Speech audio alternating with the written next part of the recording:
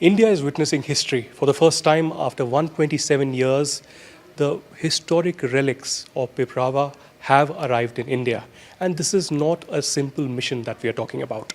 It is a historic, strategic operation that was led by the Government of India, Prime Minister Narendra Modi, and the Ministry of Culture and Tourism played a very significant role in this. To talk about that and the significance of this all, joining us right now exclusively here on NDTV is the Union Minister for Culture and Tourism, Mr. Gajendra Singh Shekhawat. Minister Saab, thank you very much for joining us. Namaskar. क्यों ना हम यहीं से शुरू करें? Why not we begin here? This is something that tells us about the origins of Buddhism and Kapilavastu. What is this all about? And I'll come to the mission later. देखिए, जहाँ से हम शुरू कर रहे हैं, ये भगवान बुद्ध के काल की एक क्ले की सील है, जिस सील में भगवान बुद्ध के काल के समय की जो व्यवस्थाएं थी उस सबको उकेरा गया है। और ये उस समय की जो व्यवस्थाएं थी उस व्यवस्थाओं को हमारे सामने परिलक्षित करती है। यहाँ से लेकर के इस पूरी एग्जीबिशन में हमने भगवान बुद्ध के काल से लेकर के उनके जीवन से लेकर के बाद में बौद्ध धर्म का विस्तार जब भारत में हुआ और विभिन्न कोनों में भारत के इस 2500 साल की यात्रा में जो विभिन्न स्मृति अवशेष मिले उन सब को एक जगह दिखाने की, भगवान बुद्ध से जुड़ी हुई ऐसी ऐतिहासिक हज़ारों वस्तुएं देश के ट्रेजर्स में, प्राइवेट कलेक्शंस में, म्यूज़ियम्स में, सब लोगों के पास में है, लेकिन उनमें हम एक पूरा हॉलिस्टिक व्यू भगवान बुद्ध के जीवन और उनके दर्शन के प्रभाव का दे सकें, ऐसी पर प्रयास हमने इस एग्जीबिशन में किया है। जी, एग्जीबिशन बहुत ही हिस्टोरिक है। यहाँ पर मैंने पूरा मुआयना किया एग्जीबिशन का और मैंने एक चीज़ नोटिस की कि जिस तरीके से चाहे वो वेस्ट हो, चाहे वो यूरोप हो, अमेरिका हो, वहाँ जिस तकनीक का इस्तेमाल किया जाता है ये उससे कम नहीं है। बिल्कुल जो टेक्नोलॉजी हो या लेटेस्ट चीज़ें हों उसमें इस्तेमाल की गई। निश्चित रूप से हमने प्रयास किया कि दुनिया का जो सर्वश्रेष्ठ म्यूज़ियम एक्सपीरियंस क्रिएट करने के, लाइटिंग से लेकर के सारी व्यवस्थाओं को लेकर के कि उसको हम यहाँ पर दिखा सकें जी। एंड एक ट्रूली वर्ल्ड क्लास म्यूज़ियम हम बनाएं। और मन में ये भाव इसलिए था कि माननीय प्रधानमंत्री जी के नेतृत्व में हम विश्व का सबसे बड़ा म्यूज़ियम युगीन भारत, हमारी आइकॉनिक बिल्डिंग्स जो है नॉर्थन साउथ ब्लॉक की, वहाँ बनाने जा रहे हैं। और हमने तय किया था कि इस एग्जीबिशन को हम इस तरह से क्यूरेट करेंगे, इस तरह से एग्जिबिट करेंगे कि हमारे पास लिए एक सैम्पल स्टडी होगा कि हम आने वाले समय में अपने उस म्यूज़ियम को कैसे वर्ल्ड क्लास म्यूज़ियम के रूप में बनाएंगे। और मैं मानता हूँ कि अब तक की जितने रिस्पॉन्सेज मुझे इस बिल्डिंग को देख करके, इस म्यूज़ियम को देख करके, यहाँ डिस्प्ले को देख करके, यहाँ क्वालिटी ऑफ डिस्प्ले को देख करके, लाइटिंग को देख करके, ओवरऑल एक्सपीरियंस को, एम्बियंस को देख करके मिले, सब ने कहा है कि ये निश्चित रूप से अद्भुत है। अब आप आ जाते हैं असली कहानी पर, और जो कि एक ऐतिहासिक कहानी हमेशा के लिए होने वाली है, और वो है पिपरावा के जो रेलिक्स हैं, जो जेमस्टोन्स हैं, 127 साल के बाद यहाँ पर वापस आए हैं। ये कैसे आपको पता चला और फिर आपकी जो रणनीति पूरी रही, स्ट्रैटेजी रही, वो कैसे तय हुई? देखिए, अप्रैल के महीने का अंतिम समय चल रहा था और मुझे 2 जगह से एक साथ में एक ही दिन एक संदेश मिला। एक माननीय प्रधानमंत्री जी के कार्यालय से और एक दिल्ली विश्वविद्यालय के एक प्रोफेसर ने, दो ने मुझे ये समाचार दिए कि भगवान बुद्ध के स्मृति अवशेष जो हैं पिपरवाह के जूल्स, वो सॉथबीज में हांगकांग में ऑक्शन हो रहे हैं। मैंने चर्चा की, सामान्य चर्चा में एकाएक कहीं कोई इस तरह का उसका रेलेवेंस नहीं मिल रहा था। थोड़ा बहुत खोजबीन की, तब पता लगा कि पिपरवाह में जो जूल्स मिले थे उनको उस समय की ब्रिटिश सरकार ने 2 हिस्सों में विभक्त कर दिया गया था रिकॉर्ड पर लेकर के। एक हिस्सा इंडिया म्यूज़ियम कलकत्ता में रखा गया था, जो तब से लेकर के 127 साल से इंडिया म्यूज़ियम कलकत्ता के सेफ्टी वॉल्ट्स में रखा हुआ है, और दूसरा जो खुदाई करने वाला विशेषज्ञ था, जो एक्सकेवेटर था, क्लैक्सटन पैपे, उसको दे दिया गया था। वो अपने साथ में उस संपदा को लेकर के चले गए थे। उनके लिए उसका महत्व केवल एक जो है रत्न या उसके जो फिजिकल वैल्यू होगी, शायद मुझे लगता है उतना ही था जी। जो रत्न संपदा 2200 साल तक जो है ज़मीन के नीचे रखी गई थी, हो सकता है कि उसने उसका कुछ ऐतिहासिक मूल्य होगा, ऐसा उसने सोचा होगा, उन्होंने सोचा होगा। लेकिन हम भारतीयों के लिए भगवान बुद्ध के जीवन से जुड़े हुए इतने महत्वपूर्ण अवशेष जो हैं, उनका भावनात्मक मूल्य बहुत बहुत ज़्यादा था। जी। मैंने माननीय प्रधानमंत्री जी से बात की, प्रधानमंत्री जी ने मार्गदर्शन किया और उन्होंने कहा कि इस पर पूरी ताकत के साथ में प्रयास करना चाहिए। माननीय प्रधानमंत्री जी के नेतृत्व में जिस तरह से पिछले सालों में भारत की वैश्विक परिदृश्य में भारत की क्षमता बढ़ी है, भारत की ताकत बढ़ी है, भारत की पूछ परख बढ़ी है, हमने उसका उपयोग किया। वैश्विक नियमों के जो प्रचलित नियम है उसके आधार पर जो ऑक्शन हाउस सॉथबीज हांगकांग को हमने कांटेक्ट किया। थोड़ा उनका रेजिस्टेंस था क्योंकि प्राइवेटली ओन्ड वस्तुओं को एक वो जो है सेल कर रहे थे, लेजिटिमेट तरीके से उस समय ले जाई गई थी। और जो आज के अंतर्राष्ट्रीय कानून है प्रत्यक्ष रूप से आज़ादी से पहले 1960 में जब दुनिया के देशों के बीच में इस तरह का समझौता हुआ, उससे पहले यूनेस्को के उस समझौते से पहले की वस्तुओं पर वो रेट्रोस्पेक्टिव लागू नहीं है जी। तो इसलिए वो कानूनी तौर पर सीधे सीधे हम हस्तक्षेप करें और उनको प्राप्त कर लें ऐसा लगता नहीं था। लेकिन हमने जो है भावनात्मक दृष्टिकोण से इसके मूल्य, इसकी भारत के लिए इसकी महत्ता को हमने सॉथबीज को बताया और एक बार ऑक्शन को रुकवाने में कामयाबी प्राप्त की। मैंने व्यक्तिगत रूप से उनको लिखा, अपने कार्यालय से भी लिखवाया कि हम इस संपदा को जो है हस्तगत करना चाहते हैं, एक्वायर करना चाहते हैं। एक सेकंड में आपको रोकूंगा क्योंकि मेरे को ये संदूक दिखा यहाँ पर। हाँ। और इसकी भी एक ऐतिहासिक एक जो भूमिका संदूक है, इसकी भूमिका सामने चित्र में भी देख सकते हैं। जब विलियम फ्रैपे जब क्लैक्सटन पैपे जब खुदाई कर रहे थे तब ज़मीन के 18 फीट नीचे ये संदूक उनको मिला और ये पत्थर से बना हुआ संदूक जिसका वज़न लगभग 1500 किलो से ज़्यादा है। जब इसके इस ढक्कन को हटाया गया तब इसमें 3 कैस्केट्स जो आपको आगे देखने को मिलेंगे, उन 3 कैस्केट्स में भगवान बुद्ध के अस्थि अवशेष और भगवान बुद्ध के अस्थि को जो सम्मान के रूप में जो रत्न समर्पित किए गए थे वो उसमें प्राप्त हुए। मैं इसके बैकड्रॉप में आपको लेकर जाना चाहता हूँ। भगवान बुद्ध का जब देहावसान हुआ तब उनके अस्थि अवशेषों को 8 हिस्सों में विभक्त किया गया। 7 हिस्से उनके 7 परम शिष्य अपने एक एक प्रांत में, भारत के उस समय जो प्रोविंस थे उसमें लेकर के गए और इसके अनेक प्रमाण हैं। हजारों साल पुराने पत्थर की मूर्तियों के प्रमाण होते हैं, ब्रॉन्ज के मूर्तियों के प्रमाण हैं जिनमें दिखाया गया कि किस तरह से अस्थि अवशेषों का विभाजन हुआ था।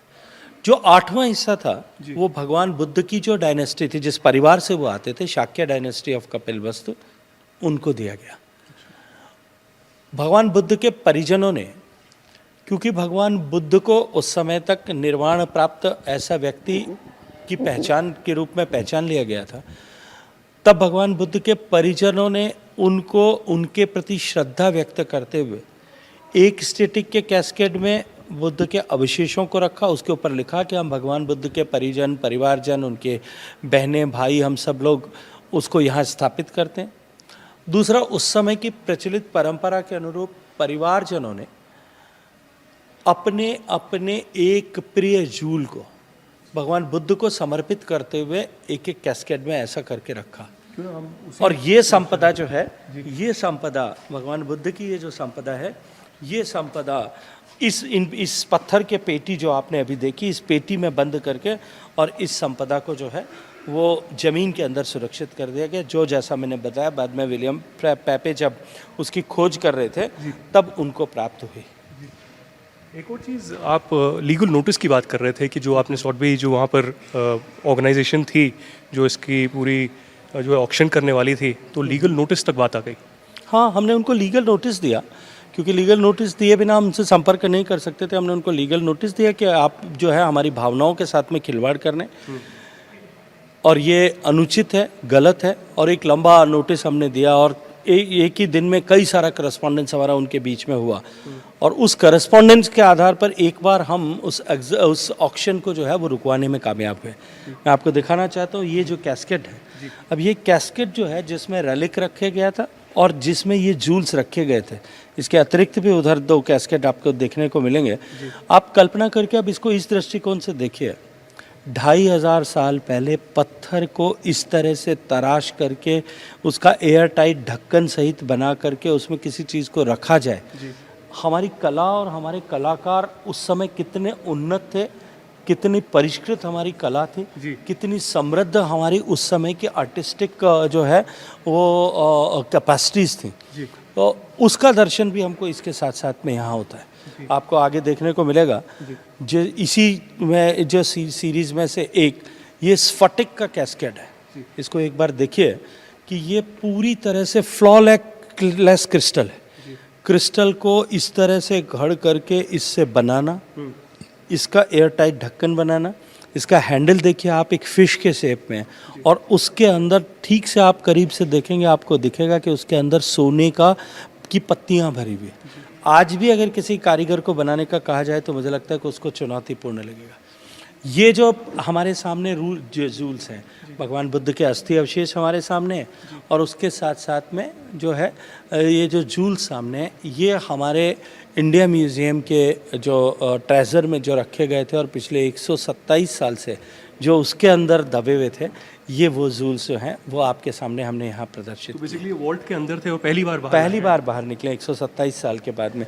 ये कैस्केड अगर आप ठीक से देखेंगे, मैं चाहूँगा आपके दर्शक इसको देखें, ये इसके ऊपर जो है पाली में ये लिखा गया है, ये प्राकृत भाषा में ये लिखा गया है कि यहाँ पर ये जो है इसमें क्या रखा गया है और उसको हमने दिखा गया है। सुकिति भतिनम स भगिनी कनम स पुतः दलनम इयम सलिलम निधने बुधस्य भगते सखियान, कि हम शाक्य डायनेस्टी के भगवान बुद्ध के उनके भक्त, उनके भाई, उनकी बहनें, उनकी पत्नियां और पुत्र, हम सब लोग यहाँ भगवान बुद्ध को स्थापित करते हैं। तो बिल्कुल ये जो है कैस्केट ऑफ बुद्धा, उनके जो पूरे डिटेल्स हैं पहली बार इतिहास में यहाँ पर जो है दिखाया जा रहा है। कितना गौरव की बात ये भारत के लिए भी है। और एक प्रश्न मैं आपसे ये भी पूछना चाहता हूँ मंत्री जी कि भारत के लिए और भारत से जो बुद्धिज़्म उत्पन्न हुआ उसके लिए कितने बड़ी गौरव की बात है। देखिए निश्चित रूप से ये बड़ी घटना है।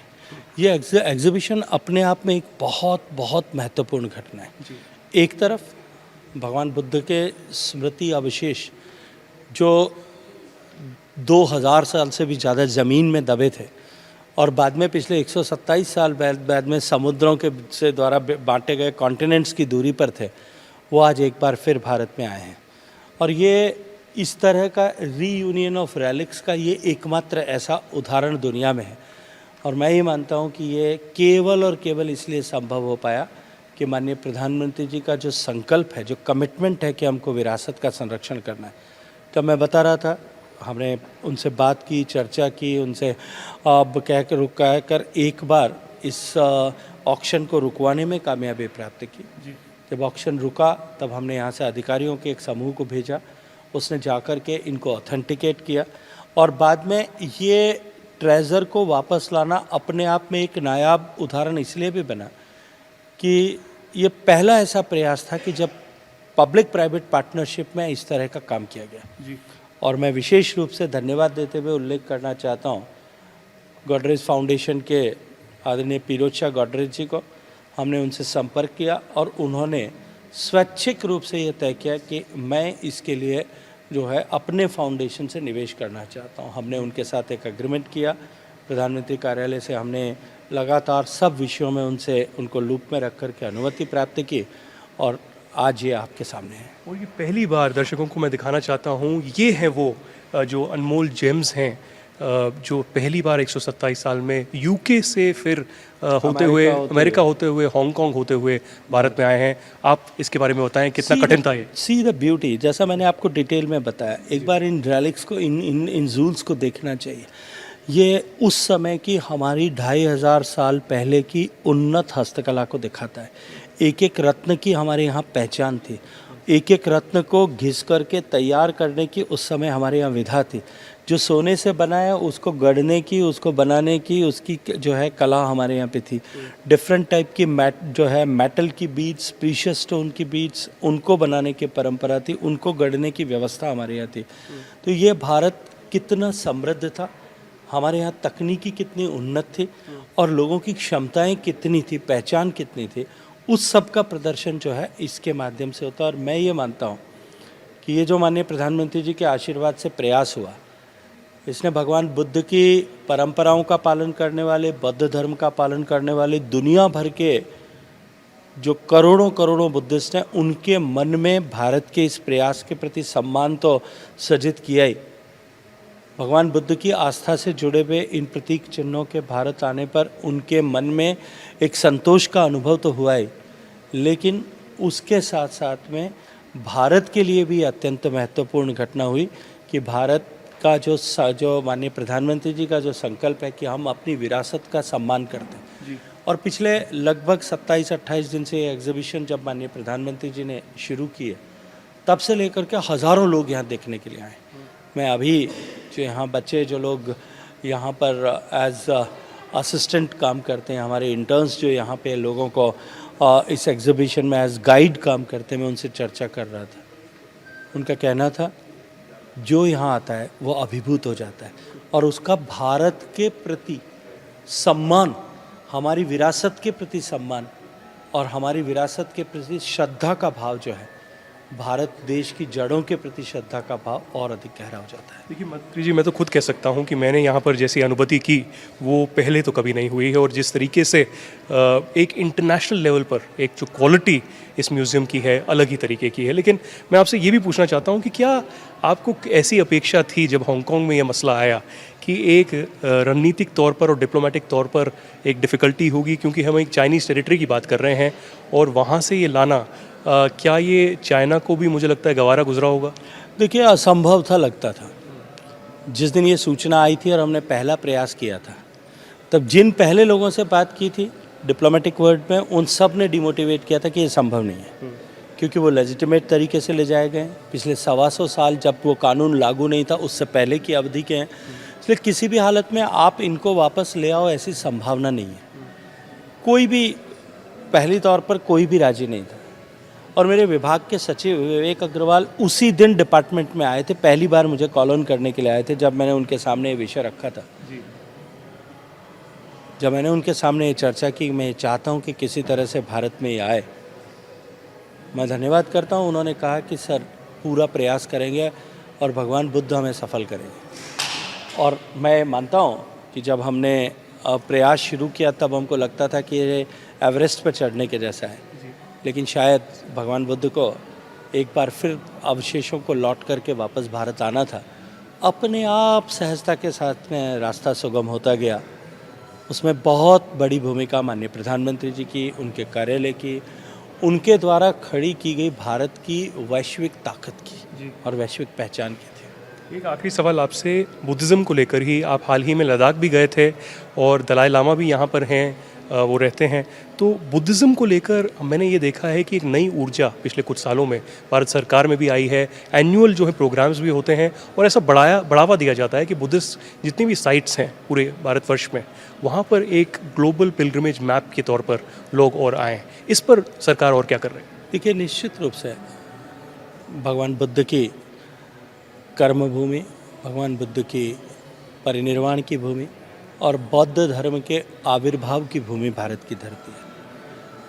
भारत से निकल करके दुनिया के अनेक देशों में बौद्ध धर्म पहुंचा। माननीय प्रधानमंत्री जी की प्रेरणा से भगवान बुद्ध के दर्शन को, भगवान बुद्ध की धरती के पर अवतरित दर्शन को जिन देशों में माना जाता है, उनके साथ में भारत के संबंध केवल कूटनीतिक संबंध न हो, अपितु जो हमारे सांस्कृतिक संबंध है, जो हमारा कल्चरल रिलेशनशिप है, उस रिलेशनशिप को स्ट्रेंथन करने के लिए निरंतर प्रयास किए गए। उसी अनुक्रम में भगवान बुद्ध के रेलिक्स लेकर के हम थाईलैंड गए, हम वियतनाम गए, हम कंबोडिया गए, हम रशिया में कलमाकिया में गए, हम भूटान में गए। और वो जो अनुभव होता है जब भगवान बुद्ध के अस्थि अवशेषों को लेकर के दुनिया के अन्य बौद्ध देशों में लेकर जाते हैं, सब वो अपने आप में दर्शन इतना द्रवित करने वाला होता है, इतना हृदय को छूने वाला होता है। कल्पना करिए, लाखों लोग, कलमाकिया जब अभी 3 महीने पहले लेकर के गए थे, उस प्रोविंस की टोटल पॉपुलेशन से 1.5 गुना लोग वहाँ एकत्रित हुए। वो भाव विभोर होकर के वहाँ पे उनका दर्शन करने के लिए आते हैं। थाईलैंड से लगभग 20 लाख लोगों के दर्शन करने के बाद जब हम अस्थि अवशेषों को वापस लेकर के आ रहे थे, पवित्र अवशेषों को लेकर के आ रहे थे, हज़ारों लोग एयरपोर्ट के रनवे के आसपास जिसको जहाँ जगह मिली थी वो वहाँ दंडवत प्रणाम करके आंखों में आंसू भरे हुए हृदय से हाथ जोड़ करके विदा कर रहा था। ये जो भगवान बुद्ध के साथ में भारत की धरती का, भगवान बुद्ध का आविर्भाव की भूमि और बौद्ध दर्शन के आविर्भाव की भूमि होने के नाते एक सहज श्रद्धा लोगों के मन में जो है, दुनिया का हर बुद्ध धर्म का पालन करने वाले व्यक्ति एक बार भारत में आए, हम उस दिशा में आगे बढ़ रहे हैं कि हम इस तरह से अपने भगवान बुद्ध से जुड़े हुए सारे स्थानों को, सारनाथ से लेकर के सांची तक और कपिलवस्तु से लेकर के और पिपरवाह तक, उन हम सारे स्थानों को इस तरह से संरक्षित करें, संचित करें कि दुनिया भर के लोग भारत में आकर के भगवान बुद्ध के दर्शन का अनुपालन करने वाले लोग भारत में जीवन में कम से कम एक बार आकर के उनका अनुभव करें, उनका दर्शन करें और मन में श्रद्धा का भाव लेकर के भगवान के प्रति अपनी आस्था व्यक्त करें। उनको अवसर देने के साथ साथ में ये हमारे लिए अपने कल्चरल रिलेशंस के बॉन्ड को स्ट्रेंथन करने और साथ में हमारे टूरिज्म के पोटेंशियल को ग्रो करने, इन दोनों के दृष्टिकोण से अत्यंत महत्वपूर्ण है और प्रधानमंत्री जी के नेतृत्व में हम इस पर काम कर रहे हैं। गजेंद्र जी, आपने पिपरावा के ऊपर हमसे बात की, बहुत बहुत धन्यवाद। Thank you very much.